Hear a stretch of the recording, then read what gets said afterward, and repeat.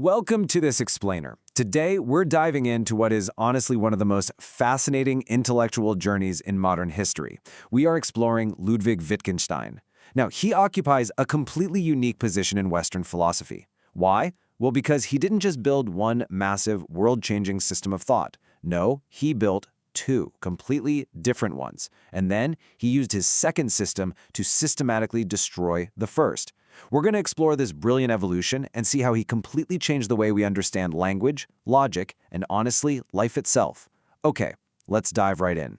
Section 1. The Two Wittgensteins, a Radical Evolution. Notice the stark contrast between the two eras of his life. Back in 1921, the early Wittgenstein published the Tractatus Logico Philosophicus. It was written in these cold, highly structured, numbered logical propositions. He argued that language is just this rigid, logical mirror of the world, and any language that doesn't represent concrete facts is literally nonsense. He actually thought he solved all of philosophy right then and there. Actually, scratch that, he was so sure he solved it that he retired to become a school teacher and a gardener. But years of interacting with ordinary people completely changed his mind. Now look at his later work, Philosophical Investigations, published posthumously in 1953. It's conversational, it's warm, and it's deeply human. Instead of formal proofs, he asks questions and tells stories to really embrace the messy reality of human interaction. Section 2. Words are just tools. Let's tear down some assumptions. For centuries, philosophers followed what Wittgenstein called the Augustinian picture of language. St. Augustine observed that when he was a child, his elders would point to an apple and say apple. From this, we kind of just assume that words are just names for things. But Wittgenstein challenges this with a story about a builder and his assistant. Imagine they have a primitive language of only 4 words: block, pillar, slab, and beam. When the builder yells slab, is he just pointing at a piece of stone and naming it? No way. He's performing an action. It is a command. If the assistant just looked at the stone and said, "Ah yes, a slab," well, communication would have completely failed. The meaning of slab isn't the physical rock itself, it's the entire social transaction of calling, understanding, and retrieving it. And that brilliantly illustrates his next big idea, the toolbox metaphor. Think of words as tools in a toolbox. A hammer is for striking, glue is for bonding, a ruler is for measuring. It would be totally absurd to say all these physical tools do the exact same thing, right? Yet traditional philosophers make this exact mistake with words. Consider words like this, not ouch, perhaps 5. What physical object does ouch name? None. It's a tool acting like a cry of pain. 5 is a tool for counting. Perhaps expresses possibility. Words are practical activities. They aren't just abstract labels. Moving on to Section 3. Playing the language game. Meaning in action. So, if words aren't just labels, how do we actually know what they mean? Well, in Section 43 of Philosophical Investigations, Wittgenstein delivers this radical declaration. The meaning of a word is its use in the language. He pulls meaning entirely out of static dictionaries and hidden mental spaces and drags it right out into the daylight of our daily, active lives. Meaning is dynamic. It's context-dependent. If I yell water out in a desert, that's a plea for help. If I yell it near a hot stove, it's a warning. The meaning is the use. Which brings us right to his core definition, the language game, or Sprachspiel. Speaking a language is an active, rule-governed practice. Telling a joke has one set of rules, where exaggeration is usually a good thing. Writing a scientific paper has completely different rules. If you demand scientific proof for the punchline of a joke, you haven't uncovered some logical error. You've just fundamentally misunderstood the game being played. Furthermore, these games are tied to our forms of life. Language is organic to our human biology and our culture. Wittgenstein famously noted that if a lion could speak, we could not understand him. Why? Because a lion's sensory experiences and social structure are just completely alien to ours. We simply don't share their form of life. So I want to throw a challenge your way right now. What is the exact definition of a game? Try to think of a single underlying essence. Just one feature that is common to every single game in existence. Did you find one? Is it competition? Well, playing solitaire or throwing a ball against a wall aren't competitive. Is it amusement? Because professional chess can be incredibly stressful. Wittgenstein points out that there is absolutely no single feature. Instead, categories are held together by what he calls family resemblance. Think of a family photo. One sibling has the mother's eyes, another has the father's nose, but there is no one single trait that everyone shares. Or think of a spun thread. It's strong not because one single fiber runs the entire length of it, but because thousands of short fibers twist and overlap. Our language works exactly like this. It is wonderfully flexible, allowing us to adapt to totally new human experiences without needing to draft up a whole new logical blueprint. Section 4. Escaping the fly bottle. Philosophy as therapy. Now, Wittgenstein didn't view philosophy as some grand science meant to discover absolute truths about the universe. He actually saw it as a form of therapy. He famously asked, "What is your aim in philosophy?" "To show the fly the way out of the fly bottle." A fly bottle is a literal glass trap. A fly flies in, gets totally confused by the transparent glass, and just continually bumps against the walls. We do the exact same thing when our language, as he puts it, goes on holiday. We ask these disconnected, metaphysical questions like, what is the absolute nature of time? And we trap ourselves in conceptual illusions.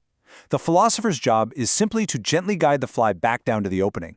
We just need to dissolve these artificial problems. To help us escape one of these bottles, he introduces the rule-following paradox. Imagine a teacher tells a pupil to add 2. The pupil successfully writes 2, 4, 6, 8, all the way up to 1,000. But then, past 1,000, the pupil writes 1,004, 1,008, 1,012. The teacher says, No, you were supposed to add 2. The pupil replies, but I thought that was the rule. Add 2 up to 1,000 and add 4 after 1,000. How can the teacher mathematically prove the pupil violated the rule? Every time the teacher tries to give a new rule to interpret the old rule, the pupil can interpret that new rule in an infinite number of ways. Pure logic eventually breaks them, because literally any action can be made to accord with a rule. So how do we actually follow rules in real life? Think of a signpost. When you see a sign pointing right, do you follow an internal, mental, logical deduction that forces you to go right? No. It's just a piece of painted wood. You go right because of blind habit and shared social practice. You were trained by society to react this way.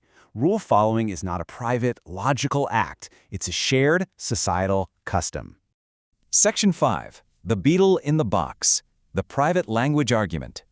This leads us right to the famous private language argument. Can you have a language that only refers to your immediate, private, inner sensations?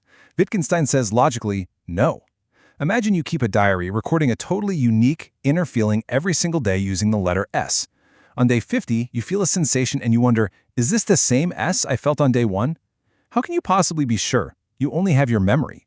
In ordinary language, we can check a dictionary or ask a friend, but here, there is no public standard. Wittgenstein says it's kind of like buying several copies of the exact same newspaper to assure yourself that the story in it is true.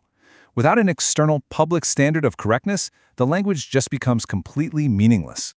To really hammer this home, he gives us the incredible beetle in the box thought experiment. Imagine everyone has a box containing a beetle, but nobody can look inside anyone else's box. Person A might have a real insect, person B has a marble, person C's box is completely empty. Yet, they all sit around using the public word beetle to successfully coordinate their behavior. The actual physical thing inside the private box drops out of the language game entirely. It's completely irrelevant. Language relies entirely on the public, shared box, our observable behaviors, and our interactions. Section 6. Seeing the duck-rabbit. Perception and psychology. Look closely at this classic duck-rabbit illusion. At one moment, you see a duck. The next moment, your mind shifts and you see a rabbit. The physical ink on the paper hasn't changed at all. The photons hitting your eye haven't changed, but your experience is entirely different. Wittgenstein calls this aspect seeing, or seeing as. It shows that perception isn't just passive data collection, it is an active interpretive engagement. When you look at someone smiling, you aren't just observing contracting facial muscles and inferring happiness. You literally see them as a human being with thoughts and feelings. Our understanding of others is naturally embedded in our shared form of life. Okay, let's take a quick breath and synthesize our journey so far. Notice the massive shift between these two paradigms. Under the traditional view, everything is rigid. Meaning is static, language is a logical mirror, definitions have single essences, philosophy seeks absolute truth, and sensation words are private labels. But switch over to Wittgenstein's view, everything becomes active and social. Meaning is use, language is a game, categories are family resemblances, philosophy is therapy, rule following is social practice, and sensation words are public expressions. It is a total paradigm shift from rigid lines to colorful, messy human reality. And this shift had an absolutely massive legacy. Philosophical investigations dealt a fatal blow to logical positivism and sparked an entire movement called ordinary language philosophy. But its reach went way beyond philosophy departments. In linguistics, it shifted the focus to pragmatics and context.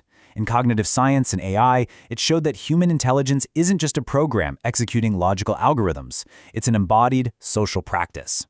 It even influenced art and literature, encouraging creators to playfully test forms and boundaries. Well, we've reached the end of our explainer. At its core, Wittgenstein's later philosophy is a profound invitation to humility. We have this terrible tendency to over-intellectualize our existence, to look for clean, logical lines where absolutely none exist. Wittgenstein just wanted us to stop overcomplicating things. So I'll leave you with this provocative final thought. Are the answers to our deepest questions not hidden beneath reality, but written clearly in the simple ways we talk, play, and live together? Think about that the next time you find yourself buzzing against the glass of a conceptual fly bottle. Please like and subscribe.